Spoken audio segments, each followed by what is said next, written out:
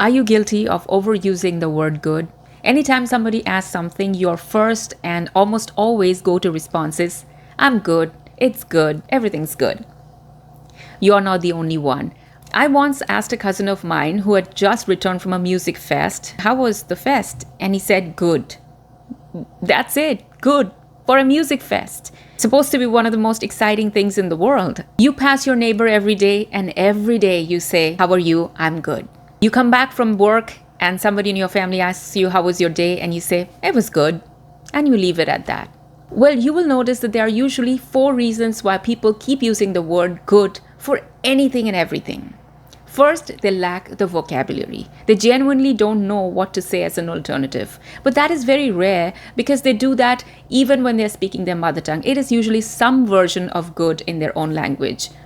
That is a very small percentage of people. So we can safely assume that lack of vocabulary is not the main reason. Usually when people leave it at it's good, they are either trying to be private and not trying to reveal information, probably because they have nothing important or exciting to say, or at least they think they have nothing good to say, or they genuinely had a bad experience and they don't want to talk about it. So they sort of shut down the conversation with I'm good. In fact, there's this whole range of jokes that when a woman says I'm fine, she's definitely not fine. But the most common reason why people keep on using the word good is because they don't want to ruffle any feathers. They don't want to say something extreme that they will have to justify. And you will notice the word good is most overused by people who really want to play it safe, who don't want to take risks, don't want to get too involved, and don't want to take too many chances.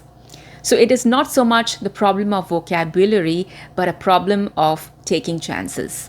So I suggest you take a chance with this video, come along for the ride, subscribe to this channel, and let's find out what are the various alternatives to saying I'm good or it's good, and make our answers more interesting, more memorable, more unique. Do subscribe to this channel because I'm new to YouTube. However, I'm not new to the game of communication. My name is Rai. I'm a former media presenter and director, and out here I discuss all those things that make us our own brand. And being able to make a big impact with small talk is a fine tool to have. The first and the easiest method is to switch up the word good with some synonym, like awesome, peachy, all cool, and some alternatives like that. And a quick Google search is all it takes to do that. But if you want to level up and step up your game and answer people not just with alternatives and synonyms to the word good, but actually something interesting for an answer, then try the addition method. Try adding something along with the word good. For example, how was your day? It was good. It was exhausting. It was really busy, but it was good. So one extra information, even if it's very vague and very non-committal, goes a long way in making you look like you're not avoiding the conversation, but you're actually interested in sharing. So if somebody asks you, how was the movie? Instead of saying, oh, it was nice, it was interesting, you can say, oh, it was great, and I specifically like this one part where something happened. Or I was really looking forward to watching it and I finally did it. So you see, you are still not saying anything, but you're saying something. Now, one interesting way you can level up your small talk by not saying I'm good, that was amazing, but actually moving beyond adjectives is to actually frame a joke or a certain turn of phrase. There's this funny phrase that people in America, in US, use quite often. If you ask them, how was your day? They would say finer than a frog's hair. Yes, and I'm sure regionally you might also have some such expressions. Sometimes people even use lines of songs.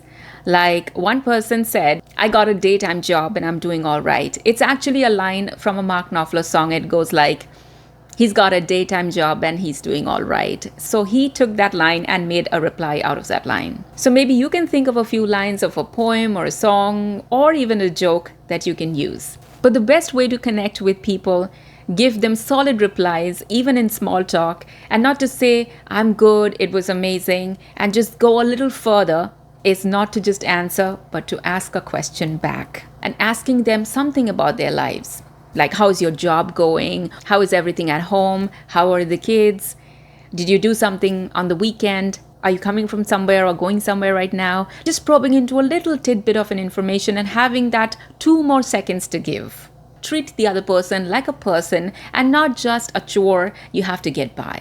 Because, I still today think about what happened in that music fest that my cousin did not want to talk about. Well, if you did like this video, do subscribe to this channel. Let me remind you that this is a new channel and I would love to have you as a subscriber. And see you in the next video.